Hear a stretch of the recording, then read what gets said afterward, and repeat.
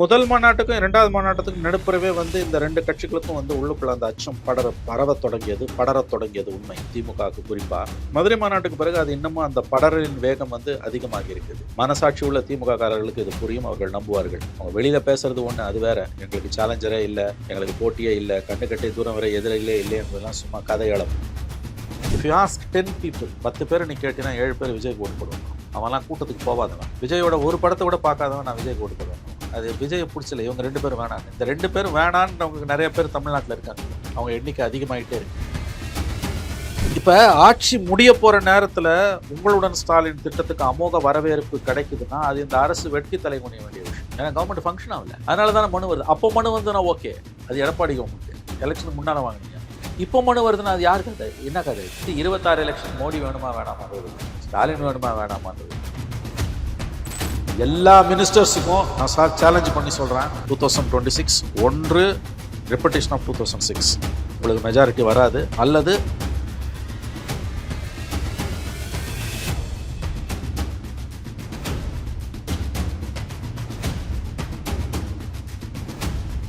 தெறிக்கவிடும் காரம் நிறம் சுவையை தருகிறது. ஆச்சி மிளகாய் தூள், தெறிக்கவிடும் காரம் நிறம் சுவை. டிபேட் நேயர்களுக்கு வணக்கம். நம்மோடு மூத்த பத்திரிகையாளர் திரு மணி அவர்கள் இணைஞ்சிருக்காங்க. சார் வணக்கம். சார் வணக்கம். சார், இன்னைக்கு டிடிவி தினகரன் ஒரு விஷயத்த பேசியிருக்காரு. 2006 தேர்தலில் விஜயகாந்த் எப்படி ஒரு தாக்கத்தை ஏற்படுத்தினாரோ அது மாதிரி 26ல விஜய் ஏற்படுத்துவாருன்னு. இது பாசிபிள் நினைக்கிறீங்களா? 100% பாசிபிள் தான் நான் நம்புகிறேன். டிடிவி தினகரன் அவர்கள் சொன்னது கரெக்டு தான் எனக்கு தோணுது. பிகாஸ் இதோட அர்த்தம் என்னென்ன மனோஜ், நான் அடிக்கடி சொல்கிறது தான், பெருமைக்காக சொல்லவில்லை. விஜய் கட்சி ஆரம்பித்த டே ஒன்லேருந்து நான் சொல்கிறேன், Vijay will be a disruptor, he cannot be a விக்டர்னு. அதாவது அவர் டிஸ்ரப்ட் பண்ணுவார், பெரிய கட்சிகளை டிஸ்ரப்ட் பண்ணுவார், இடையூறு ஏற்படுத்துவார். அவர் வெற்றியாளராக மாற முடியாது முதல் தேர்தலில். மேபி அதுக்கு அடுத்த தேர்தல்கள் என்ன வேணால் நடக்கலாம். திமுகவுக்கும் அதிமுகவும், குறிப்பாக திமுகவுக்கும் ஒரு ஹெட்டேக்காக அவர் உருவாகி கொண்டிருக்கிறார். I won't say him a challenger. அவர் ஒரு சவால்னு நான் சொல்ல மாட்டேன். அவர் கண்டிப்பாக ஒரு, எப்படி சொல்கிறதுன்னு கேட்டிங்கன்னா, ஒரு ஒரு ஒரு ஒரு ஹெட்டேக்குன்னு வாங்க, ஒரு ப்ராப்ளமாக அவர் உருவாகிட்டு இருக்காரு. And steaks are very high for DMK. திமுகவுக்கு இந்த தடவை பாத்தியதைகள், ஆங்கிலத்தில் சொல்கிறதுனா ரொம்ப அதிகம். திமுகவுக்கு பாத்தியதைகள் அதிகம். வெற்றி பெற்றே தீரணும் அவங்களுக்கு. இன்ஃபேக்ட் ஏடிஎம்கே விட திமுகவுக்கு அந்த ஜெயிக்கணுன்ற அந்த ஒரு வெறி உள்ள இருக்குது அதிகமாக. இதுதான் ப்ராப்ளமே.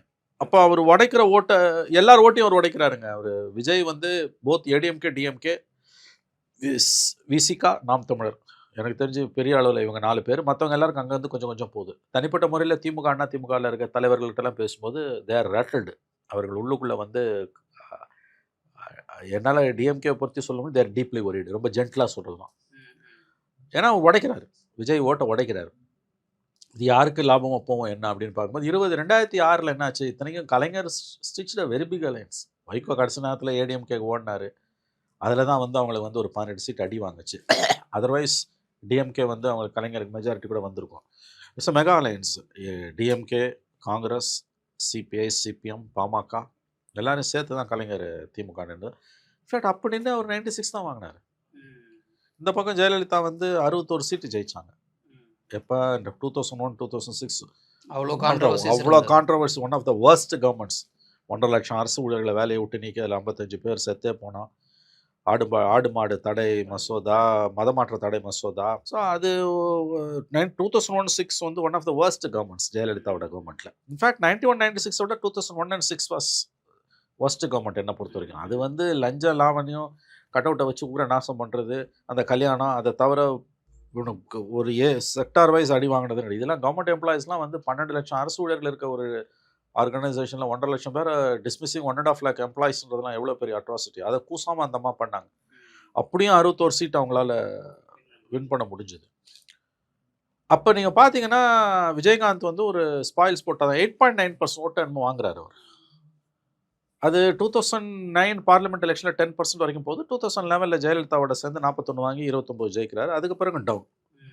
2014 டவுன், 16 டவுன், கடைசியில் 2021 0%, 0.5 என்னமோ லெஸ் தேன் 1% தான் போயிடுச்சு. அவர் ஆக்டிவாகவே இல்லை, போயிடுச்சு. Completely collapse. They lost. இப்போ விஜயோட ஃபேக்டர் இப்போ எல்லாரும் ஃபீல் பண்ணுறது, விவரம் அறிந்தவர்கள் ஃபீல் பண்ணுறது, Vijay will be disruptor. So வரலாறு திரும்புதான்னா திரும்பலாம். History repeats itself, yes. ஆனால் அதோட இன்னொரு சென்டென்ஸ், அந்த ஹிஸ்டரி ரிப்பீட்ஸ் இட் செல்ஃப்ன்றது மிக ஃபேமஸான கோட் யாரோட கோட்னா ஹெகல்னு ஒரு பெரிய ஃபிலாசபர் இருந்தார், கேள்விப்பட்டிருக்கீங்களா? ஹெகல் மார்க்ஸுக்கு முன்னோடி அவர். நீங்கள் மார்க்ஸை படிக்கிறீங்கன்னா ஹெகலை படிக்காமல் படிக்க முடியாது. அந்த ஹெகலோட ஃபேமஸ் கோட் என்னென்னா, history repeats itself, every time history repeats itself, first time S tragedy, second time S farce. முதல் முறை துன்பியல் நாடகமாக இருக்கும், ரெண்டாவது முறை கேலி கூத்தாக இருக்கும். அப்போ முதல் முறை துன்பியல் நாடகம்னா இது கேலி கூத்து. So when you say history repeats itself, எல்லாரும் அதோட நிறுத்திப்பாங்க. அடுத்த சென்டென்ஸ்க்கு வரணும், first time S tragedy, second time S farce. Vijay factor Tamil Nadu பாலிடிக்ஸில் அசம்பிளியில் ஒரு இன்னவிட்டபிள் ஃபேக்டருங்க. எவ்ரிபடி, அதாவது பாத்தியதை உள்ள 2 கட்சிகளுமே ரேட்டில் ஆயிருக்காங்க. குறிப்பாக திமுக வந்து நடுங்கி கொண்டிருப்பது உண்மை. தனிப்பட்ட முறையில் நீங்கள் டிஎம்கேல விஷயம் அறிந்த எவரிடம் பேசலாம், நான் சொல்வது விவரம் அறிந்தவர்கள், தே ஆர் ஒரீடு. ஏன்னா அவர் உடைக்கிறார், யங்ஸ்டர்ஸ் ஓட்டை உடைக்கிறாரு, ஃபேமிலிஸ் லேடிஸ் ஓட்டு போகுதுங்க, பரம்பரை திமுக ஓட்டு போகுது. எல்லாரும் வந்து ஆன்டி டிஎம்கே ஓட்டை உடைக்கிறார். நோ நோ நோ, டிஎம்கே ஓட்டையே உடைக்கிறாரு, கணிசமாக உடைக்கிறார் டிஎம்கே ஓட்டை. இந்த ஏஜ் குரூப் ஆஃப் 18 to 35 வந்து சாலிடாக போகுது வெளியில். 3 தலைமுறையாக இருந்தவங்களும் போகிறாங்க, வெளியில் போகிறாங்க. ஸோ இவங்க there will be a dent in DMK's vote bank. அதில் இன்னொரு முக்கியமான விஷயம் மனோஜ், இந்த அலைன்ஸ் வந்து இட்ஸ் லாஸ்ட் இட்ஸ் கிரெடிபிலிட்டி. ஏன்னா தமிழ்நாட்டில் வந்து ஆன்டி டிஎம்கே செய்ய வேண்டிய இஷ்யூஸ் நிறையா இருக்குது. There are 2 issues. ஒன்று, தேசிய அளவில் ஸ்டாலினோட பர்சனாலிட்டி, அவர் எடுக்கக்கூடிய முற்போக்கான நடவடிக்கைகள். இப்போ பீகார்லாம் போயிட்டு வந்தார், அதெல்லாம் பாராட்டுக்குரியது, யாருமே அதை குறை சொல்லலை. அதில் வந்து கூட்டணி கட்சிகள், என் தமிழ்நாடே ஒரு பின்னால் இருக்குன்னு கூட சொல்லலாம். ஆனால் இன்னொரு பக்கம் வந்து நீங்கள் பார்த்தீங்கன்னா, இங்கே நடக்கக்கூடிய தவறுகளில் வந்து கூட்டணி கட்சிகள் கண்டிக்க வேண்டிய அளவுக்கு கண்டிக்காமல் சம்சாகிரியாக இருக்கிறது அந்த கூட்டணி கட்சிகளோட கிரெடிபிலிட்டியை சதைச்சிருக்கு. 2 லெஃப்ட் விசிகா காங்கிரஸோட கிரெடிபிலிட்டி கடந்த ஓராண்டில் கணிசமாக சதைஞ்சிருக்கு. பல விஷயங்கள் அவங்க பேச வேண்டிய அளவுக்கு பேசலை. துப்புரவு தொழிலாளர்களாக இருக்கலாம், ஆணவ படுகொலையாக இருக்கலாம், ஏன் சமீபத்தில் பெரிய விஷயமா கலர்ந்தெழுந்து ஆனால் பேசப்படாமல் போய் கொண்டு கூட கிட்னி ராக்கெட். ஒரு டிஎம்கே எம்எல்ஏக்கு சொந்தமான ஹாஸ்பிட்டலில் கிட்னி ராக்கெட் ஃபவுல் பிளே நடந்திருக்கு, அது திருட்டு இல்லை முறைகேடுன்னு பொது வியாக்கியானம் கொடுக்குறாரு மாசு. சரி, முறைகேடுன்னு வச்சுப்போம், அது என்ன தண்டனை கொடுக்குறாங்க இவங்க? Action taken report, kidney transplant மட்டும் பண்ணக்கூடாது, மற்ற டிரான்ஸ்பிளான்ட் பண்ணலாம், ஹாஸ்பிட்டல் ஃபங்க்ஷன் ஆகலான்றாங்க. இது எவ்வளோ பெரிய ஒரு அயோக்கியத்தனமான முடிவு. நார்மலைஸ் பண்ணுறீங்க. நீங்கள் என்ன பண்ணியிருக்கணும்? அது எலெக்ஷன் வருது, எடை குறைப்பாடு 8 மாதமாவது, ஒரு 8 மாதத்துக்கு ஹாஸ்பிட்டலில் இழுத்து மூடி சீலை வச்சு அவன் மேலே ஆக்ஷன் எடுக்க வச்சு யார் சம்மந்தப்பட்ட முதலாளியை தூக்கி உள்ளே போட்டு ஒரு கண் துடைப்புக்காவது நான் சொல்கிறேன், உங்கள் இமேஜ் உயர்ந்திருக்கும்ல. நீங்கள் ஹாஸ்பிட்டல் ஃபங்க்ஷன் பண்ணலான்னு அறிக்கை கொடுக்குறீங்க, கூட்டணி கட்சிகள்லாம் அதை வேடிக்கை பார்க்குது. ஸோ 19, 21, 24 இருந்த திமுக கூட்டணி கட்சிகளின் நம்பகத்தன்மை இன்று அதல பாதாளத்தில் இருக்கிறது. அதனால் ஓட் ட்ரான்ஸ்ஃபர் ஆகுமான்னு தெரியாது, 2+2 0 ஆகும் பாலிடிக்ஸில். ஸோ இந்த இடத்துல விஜய் பிளேயிங் ஸ்பாயில் ஸ்போர்ட். பலன்னு திமுக அண்ணா திமுகன்னு பார்த்தீங்கன்னா ஓரளவு டென்ட்டு. லாஸ்ட் டைம் வாங்கின ஓட் பேங்க்கில் ஒரு 5% டிஎம்கே டென்ட் விழுந்தால் கூட மெஜாரிட்டி வராது. 118 இஸ் த மெஜாரிட்டி மார்க். அது இல்லாமல் போதுனாலே உங்களுக்கு இட்ஸ் அ டிஃபிட். நீங்கள் அவுட் ரைட்டாக தோற்று எதிர்கட்சி ஆகணும்னு அவசியம் இல்லைங்க. விஜய் ஃபேக்டரால் உங்களுக்கு மைனாரிட்டி கவர்மெண்ட் ஃபார்ம் பண்ணுறீங்கனால it's a victory for opposition. பிரச்சனை அங்கே ஆரம்பிச்சிடும். நீங்கள் கலைஞர் வந்து ஒரு மைனாரிட்டி கவர்மெண்ட்டை ரன் பண்ண மாதிரி ஸ்டாலின் ரன் பண்ண முடியாது. It will be a collision government. 117 வாங்கினா கூட உங்களுக்கு சிக்கல், எழுதி வச்சுக்கோங்க. 118 இஸ் த மேஜிக் மார்க். 117 வாங்கினா கூட உங்களுக்கு சிக்கல். இன்னொரு விஷயம், ஹிஸ்டாரிக்கலாக back to back DMK government எப்போ வந்திருக்கு? 53 வருஷத்தில். ஆஃப்டர் அண்ணாதுரைஸ் டிபார்ச்சர் வந்ததே கிடையாது இவங்க. நீங்கள் எதிர்காலத்தை கணிக்கும் பொழுது கடந்த காலத்தையும் மனசில் வச்சு தான் நீங்கள் கணிக்க முடியும், புரியுதுங்களா? ஸோ நீங்கள் இதில் கவனிக்க வேண்டிய விஷயங்கள்லாம் இதுதான். நீங்கள் இதில் விஜய் ஃபேக்டர் 2006 வரலாறு திருப்பும்னு டிடிவி தினகரன் சொல்கிறது, ஐ திங்க் அதற்கு வாய்ப்புகள் மிக மிக மிக அதிகம் தான் நான் நம்புகிறேன். இப்போ இந்த மாதிரி விஜயை ஒரு சீரியஸான ஆளாக கன்சிடர் பண்ணுறது இந்த மதுரை மாநாட்டுக்கு பிறகு நிறைய நடக்குது. ஏன்னா ஃபர்ஸ்ட் மாநாட்டில் கூட பெருசாக லீடர்ஸ் யாரும் ரியாக்ட் பண்ணல, இன்க்ளூடிங் ரூலிங் பார்ட்டி வந்து பெருசாக ரியாக்ட் பண்ணல. ஆனால் இப்போ பார்த்தா அந்த கூட்டத்தை பார்த்ததற்கு பிறகு எல்லாருமே விஜய் குறித்து ரியாக்ட் பண்ண ஆரம்பிக்கிறாங்க. எதர் விஜயை அடிக்கிறதோ இல்லை அந்த கூட்டம் வந்து ஒரு அரசியல் படுத்தப்படாத கூட்டம், ரசிகர்கள் கூட்டம் அப்படின்னு சொல்லி அவங்களை பற்றி பேசுகிறதும் அதிகமாயிருக்கு. ஸோ இந்த 2வது மாநாடு எல்லாருக்கும் ஒரு பயத்தை உண்டாக்கியிருக்கு, இல்லை விஜய் ஒரு போட்டியாளராக உருவாகியிருக்காருன்றத சீரியஸாக நினைக்க வச்சிருக்குன்னு நம்ம புரிஞ்சுக்கலாம். நீங்கள் சொல்கிறது கரெக்ட், உங்கள் கேள்வியிலே பதில் இருக்குது. Yes, you are right. முதல் மாநாட்டுக்கும் 2வது மாநாட்டுக்கும் நடுப்புறவே வந்து இந்த 2 கட்சிகளுக்கும் வந்து உள்ளுக்குள்ள அந்த அச்சம் படரத் தொடங்கியது உண்மை, திமுகவுக்கு குறிப்பாக. மதுரை மாநாட்டுக்கு பிறகு அது இன்னமும் அந்த படரலின் வேகம் வந்து அதிகமாகி இருக்குது. அவங்க எடுத்த இன்டர்னல் சர்வேலே நான் அறிந்த வரையில் சொல்கிறேன், நான் டிஎம்கே அவங்க டாப் லெவலில் அவங்க லீடர்ஷிப் எடுத்த இன்டர்னல் சர்வேலேயே 15+ ஓட் ஷேர்னு போகுது. நான் சொல்கிறது சம்மந்தப்பட்டவர்களுக்கு புரியும். மனசாட்சி உள்ள திமுக காரர்களுக்கு இது புரியும், அவர்கள் நம்புவார்கள். அவங்க வெளியில் பேசுறது ஒன்று, அது வேற. எங்களுக்கு சேலஞ்சரே இல்லை, எங்களுக்கு போட்டியே இல்லை, கண்ணுக்கட்டை தூரம் வரை எதிரிகளே இல்லை என்பதெல்லாம் சும்மா கதை அளப்பு. தங்களையும் ஏமாற்றி ஊரையும் அவங்க ஏமாற்றிட்டு இருக்காங்க. உள்ளுக்குள்ளே என்னன்றது அவங்களுக்கு தெரியும். He is a disruptor. He's a serious disruptor. 70 constituencies in serious troubleன்றாங்க. Very serious trouble டிஎம்கேக்கு. டிஎம்கேவோட ஸ்ட்ராங் ஹோல்டில் அவங்க alliance as such, DMK and alliance இப்போ இருக்கக்கூடிய 175 ப்ளஸ் இருக்கு இல்லையா. What I heard was from reliable sources. நான் சொல்கிறேன், வழக்கமாக அப்படி பேச மாட்டேன், பட் திஸ் டைம் நான் சொல்கிறேன். ஒரு 70 கான்ஸ்டுவன்சிஸில் வந்து திமுகவுக்கு serious trouble, very serious trouble இருக்குது. ஒரு உடைக்கிற ஓட்டால் ஏடிஎம்கே ஜெயிக்கலாம், இல்லை விஜயை கூட ஜெயிக்கலான்றாங்க. there are 70 constituencies under siege. அது எந்த 70 கான்ஸ்டுவன்சிஸ்? இவங்க கிட்டேயே இருக்கக்கூடிய கான்ஸ்டுவன்சிஸ், இவங்க இப்போ ஜெயிச்சிருக்கக்கூடிய கான்ஸ்டுவன்சிஸ் தான் இவங்களோட 175. இப்போ அவங்களோட அலைன்ஸ் எல்லாம் சேர்த்து ஐ திங்க் தேவில் அரௌண்ட் 175 நினைக்கிறேன், 170 இருக்கும். அவங்க 75, அந்த 164 சம்திங் அரௌண்ட் இருக்கும். 160ன்னு வச்சுக்கோங்களேன். 160ல் 70ன்றது வந்து உங்களுக்கு என்ன ஒரு 40% அது வரும் இல்லையா. ஸோ நீங்கள் 70 கான்ஸ்டுவன்சிஸ் அண்டர் சீஜ் ஆங்கிலத்தில் சொல்கிறது தான். See, they are keeping their fingers crossed. இது ஒரு சிக்கலான பிரச்சனை. அவரை வந்து விஜயை வந்து இவங்களால் பாம்புன்னு மிதிக்க முடியல, பழுதுன்னு தாண்ட முடியலன்னுவாங்க. It's a very serious issue. ஏன்னா ஒரு விஜயகாந்தை கூட வந்து ஒரு பாலிட்டிஷனாக கன்சிடர் பண்ணி எதிரி வந்து ரொம்ப டைரெக்டாக இருந்தாங்க. இட்ஸ் லைக் எ கொரில்லா அட்டாக்காக இருக்குது. நீங்கள் அந்த க்ரௌடெல்லாம் வந்து அண்டர் எஸ்டிமேட் பண்ணாதீங்க. அது வந்து ஒரு அன்ரெகுலேட்டட் க்ரௌடு. அது ரசிகர்கள் தான் பெரும்பாலும். அந்த ரேம்ப் மேலே ஏறி வந்து விடுறான், பிடிச்சி தூக்கி போடுறான். ஸ்டாம்பீட் ஆகாமல் ஒவ்வொருத்தரையும் ஒரு மீட்டிங் முடியறதே அதிசயமான விஷயமா தான் இருக்குது. டு பி ஃப்ராங்க், எங்கே போனாலும் அந்த மாதிரி அவருக்கு ஆயிடுது. ஒரு நேரத்தில் அவர் வராமல் இருக்கிறது கூட நல்லதுன்னு தான் தோணுது. அவங்க சொல்கிறது உண்மை. க்ரௌட் மேனேஜ்மெண்ட் அவங்களுக்கு வந்து ரொம்ப பெரிய சிக்கலாக இருக்குது. ஏன்னா அந்த 70 seats அண்டர் சீஜ்ன்றாங்க. சரி, அவங்க கான்ஸ்டண்ட்டாக ரெகுலராக டிஎம்கேல டாப் லெவலில் அவங்க பெரிய இடத்துல அவங்க சர்வே மேலே சர்வே எடுத்துக்கிட்டே இருக்காங்க. அதே know the genuine position. I can say they're rattled. ஆனால் அந்த விஜய் பின்னாடி வரக்கூடியவங்களை கண்டினியூஸாக அட்டாக் பண்ணுறது இருக்குல்ல, இந்த க்ரௌட் அப்படிப்பட்ட க்ரௌட் இல்லைங்க. இது என்னன்னாங்க, இல்லைங்க, அந்த க்ரௌடை மட்டும் சொல்லாதீங்க. அன்னைக்கு க்ரௌடு 3 லட்சமோ 5 லட்சமோ ஒரு எக்ஸ் லட்சம், ஒரு எக்ஸ் ஃபிகர் வச்சுக்கோங்க. அன்னைக்கு எவ்வளோ பேர் டிவியில் பார்த்தோம், எவ்வளோ பேர் மொபைலில் பார்த்தோம். மனசாட்சியோடு பேசுங்க. நான் சொல்கிறேங்க, இந்த அவருக்கு ஒன்றுமே இல்லைன்னு பேசுகிறவனுங்க, இல்லை 4%ன்னு சொல்கிறவங்கள, இஃப் யூ ஆஸ்க் 10 people, 10 பேர் நீ கேட்டினா 7 பேர் விஜய்க்கு ஓட்டு போடுவான். அவன்லாம் கூட்டத்துக்கு போகாதவன், விஜயோட ஒரு படத்தை கூட பார்க்காதவன் நான் விஜய்க்கு ஓட்டு போடுவான். அது விஜயை பிடிச்சல, இவங்க 2 பேரும் வேணான்னு. இந்த 2 பேரும் வேணான்னு நிறைய பேர் தமிழ்நாட்டில் இருக்காங்க. அவங்க எண்ணிக்கை அதிகமாகிட்டே இருக்கு. ஒரு ஆப்ஷனாக எங்களுக்கு வேணாம், திமுக அண்ணா திமுக 2 பேரும் எங்களுக்கு வேணாம். We don't want both of them. இவங்க 2 பேரும் போய் ஒழியட்டும், புதுசாக ஒருத்தர் வரட்டும். அதில் ப்ராப்ளம் இருக்கும், அவன் தோற்று கூட போகலாம். But let us try. Parliament எலெக்ஷனில் டிஎம்கேக்கு விழுந்த ஓட்டு அசம்பிளியில் விழுன்னு நம்பாதீங்க, தயவு செஞ்சு நம்பாதீங்க. உங்களை நீங்களே ஏமாற்றிக்கிறீங்க. 19 and 24 அளவுகோல் கிடையாது, 21 தான் அளவுகோல். நல்லா கவனிங்க. 19லையும் டிஎம்கே ஸ்வீப்பு, 24லையும் ஸ்வீப்பு. ஒரு சீட்டு 19ல் 24 இல்லை, அவ்வளோதான், வேறு வித்தியாசம் இல்லை. Almost sweep. இன் பிட்வீன் வந்து அசம்பிளியில் 75 seats which is equal to 13 assembly constituencies. அதுதான் அளவுகோல். இப்போ 26ல் நீங்கள் என்ன நல்லது பண்ணாலும் there will be anti-incumbency and there are serious problems in this government. நீங்கள் வந்து சென்ட்ரல் கவர்மெண்ட் கொடுத்த ஸ்டாட்டிஸ்டிக்ஸை வச்சுட்டு நாங்கள் தான் முன்னணி மாநிலம். இப்போ இன்னைக்கு கூட டிஆர்பி ராஜா ஏதோ இண்டஸ்ட்ரீஸ்க்கு வந்து இன்வெஸ்ட்மெண்ட் அப்படி இப்படின்லாம் ஏதோ கதை அளந்திருக்காரு. இந்த மாதிரியான புள்ளி விவரங்களை வச்சுலாம் நீங்கள் வண்டி ஓட்ட முடியாது. இண்டஸ்ட்ரி டெவலப்மெண்ட்னு பேசக்கூடிய அதே ஸ்டேட்டில் தான் கிட்னி ராக்கெட்டோட இன்னொரு அம்சமாக நம்ம எல்லாரும் பார்க்க தவறுறது, 2 லட்சம் ரூபாய்க்கு தங்களுடைய கிட்னி விற்கக்கூடிய அளவுக்கு தமிழ்நாட்டில் நெசவாளர்களோட நிலைமை இருக்குது.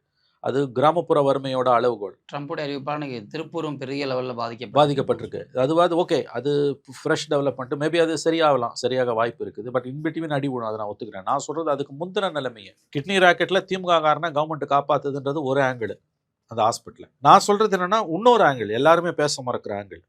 நீங்கள் அந்த சம்மந்தப்பட்ட ஹாஸ்பிட்டலில் சீல் வச்சா கூட இந்த பிரச்சனையோட இன்னொரு முக்கியமான பரிமாணம் பணத்துக்காக விற்கிற நிலைமை. 2 லட்சம் ரூபாய்க்கு நெசவாளர்கள் தங்களுடைய கிட்னியை விற்கக்கூடிய லெவலில் நாமக்கல் மாவட்டம் இருக்குது, சுற்றுப்புற மாவட்டங்கள் இருக்குது. 250 பேருக்கு மேலே கிட்னி ராக்கெட்டில் மாட்டிருக்கு, உங்கள் அறிக்கை சொல்லுது. நீங்கள் கிட்னி ராக்கெட் த்ரூ அவுட், அதாவது வந்து ஃபார் ஏஜஸ் நடக்குது. நான் ஃபீல்டுக்கு வந்த புதுசுலேருந்தே கிட்னி ராக்கெட்டை பார்க்குறேன், 90ஸ்லேருந்தே பார்க்குறேன். நம்ம எல்லாருமே பார்த்துருக்கோம். It's an ongoing process, it's an all India phenomena. அதையும் நான் ஒத்துக்கிறேன், தமிழ்நாடு மட்டும் அதில் குறை சொல்லலை.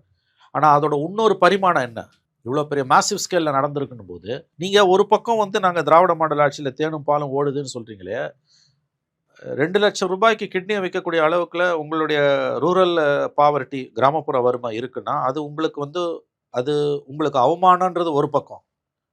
நீங்கள் அவமானத்தை தொடச்சி போட்டு கூட அரசியல் பண்ணலாம், அது ஒரு பக்கம் இருக்கட்டும். நான் சொல்கிறது அது எதை ரிஃப்ளெக்ட் பண்ணுது,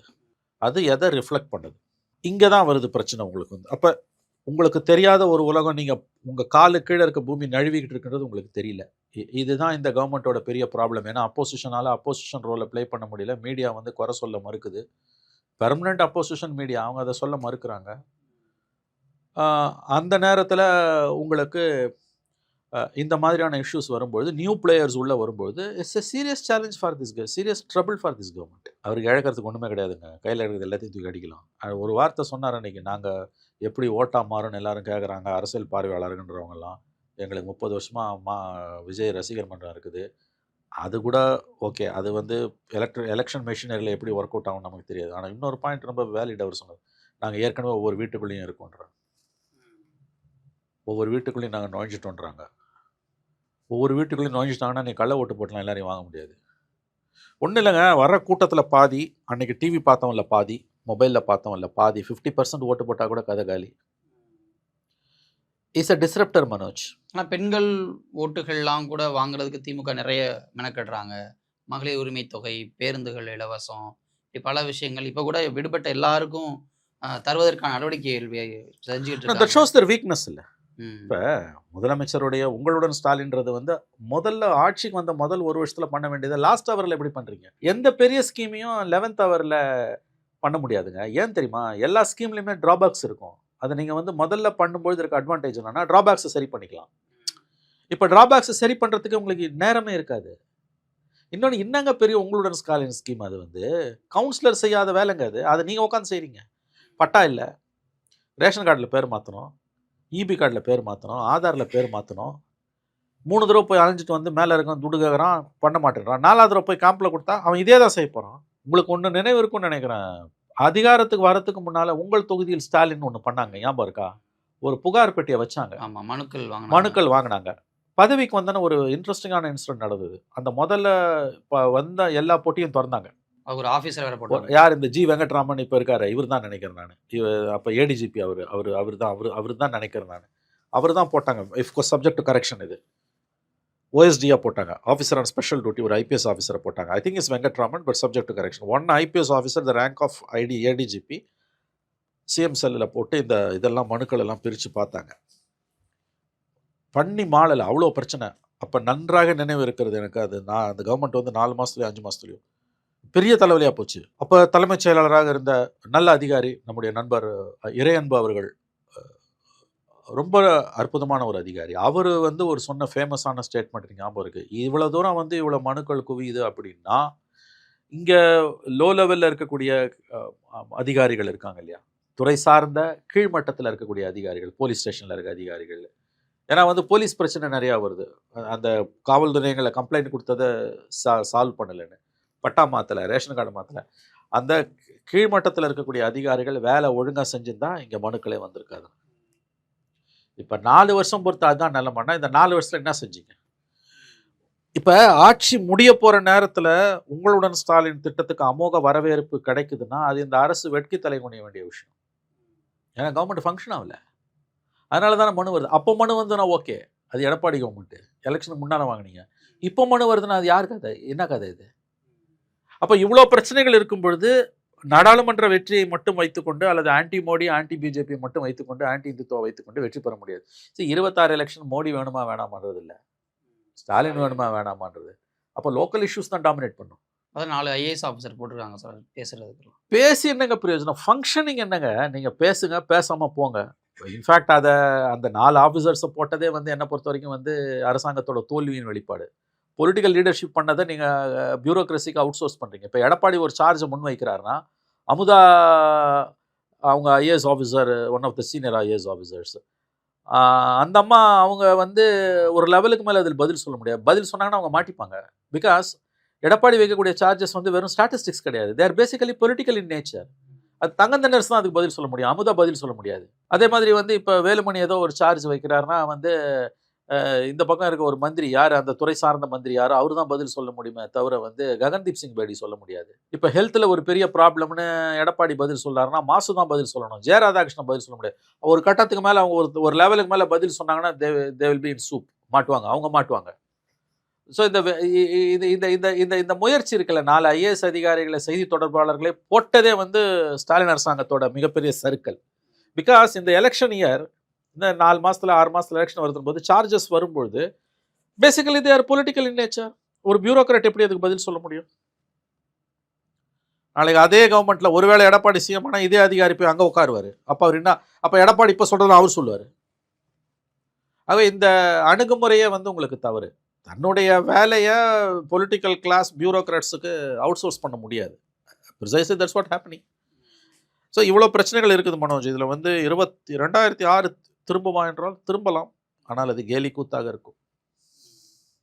அது கேலி கூத்தாக இருக்கும். அப்படித்தான் நான் அதை பார்க்கிறேன். விஜயகாந்தால அந்த முறை அந்த இஷ்யூல அந்த விஷயத்துக்கு பிறகு 2011 ஒரு அலையன்ஸை ஜெயலலிதாவுமே ஃபார்ம் பண்ணி அதை சரி பண்ணாங்க, தனக்கு ஒரு டிஸ்டர்ப் இருக்கு அப்படின்றது.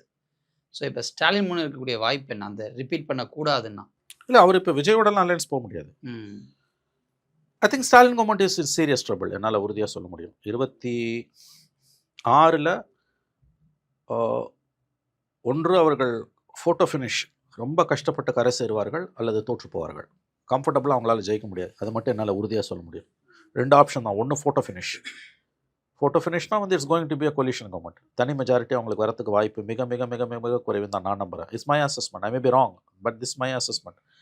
அல்லது அவர்கள் தோற்று போய் ஆட்சி மாற்றம் ஏற்படும். இது 2 தான் வாய்ப்பே ஒழிய இப்போ இருக்க கம்ஃபர்டபுளாக அவங்களோட 118 அவங்க கிராஸ் பண்ணுவாங்கன்னு நான் நம்பல. டு பி ஃப்ராங்க், நான் பிளண்ட்டாக சொல்கிறேன். இன்றைக்கி டிடிவி சொல்கிறது தான் என்னோட கருத்து. 100% டிடிவி சொல்கிறத நான் ஏற்றுக்கிறேன். It's going to be reputation of 2006. ஒன்று ஃபோட்டோ ஃபினிஷ் வந்து தனி மெஜாரிட்டி இருக்காது, கூட்டணியோடு உட்காருவாங்க, அல்லது தோற்கடிக்கப்பட்ட ஆட்சி மாற்றம் ஏற்படும். எனக்கு கீழே அவ்வளோ பிரச்சனை இருக்குது. விஜய் ஃபேக்டர் வந்து இவங்களுக்கு பெரிய சேலஞ்ச் தான், பெரிய தலைவலி இவங்களுக்கு. இந்த பார்லிமெண்ட் எலெக்ஷனை வச்சு இவங்க இது பண்ண முடியாது. ஐ திங்க் எல்லா மினிஸ்டர்ஸ்க்கும் இது தெரியும். மேபி சிஎம்க்கு தெரியாமல் இருக்கலாம். எல்லா மினிஸ்டர்ஸுக்கும் நான் சேலஞ்ச் பண்ணி சொல்கிறேன், நிகழ்ச்சியை பார்க்கக்கூடிய அத்தனை அமைச்சர்களுக்கும் சொல்கிறேன், எல்லா அமைச்சர்களுக்கும் 2026 ஒன்று ரெப்புடேஷன் ஆஃப் 2006. உங்களுக்கு மெஜாரிட்டி வராது, கோலிஷன் கவர்மெண்ட் தான், அல்லது ஆட்சி மாற்றம். தனி மெஜாரிட்டி அமைச்சரும் இப்போ ஊருக்கு போயிட்டாங்களா சார்? அது அவங்கள கேட்கணும். மினிஸ்டர்ஸ் எல்லாம் வந்து தேர் பொலிட்டிக்கல் அனிமல்ஸுங்க. அவங்களுக்கு பல்ஸ் தெரியும் எல்லா மினிஸ்டர்ஸ்க்கும். மேபி சிஎம்க்கு தெரியாமல் இருக்கலாம், பட் எல்லா மினிஸ்டர்ஸ்க்கும் தெரியும். 2026 வந்து either it should be a repetition of 2006 or a repetition of 2011. In either case, தனி மெஜாரிட்டியில் ஆட்சி என்பது என்னை பொறுத்த வரைக்கும் 100% ரூல்ட் அவுட். பார்ப்போம் சார் என்ன நடக்குதுன்றதை பார்க்கலாம். நேரத்துக்கும் கருத்துக்களுக்கும் நன்றி. நன்றி.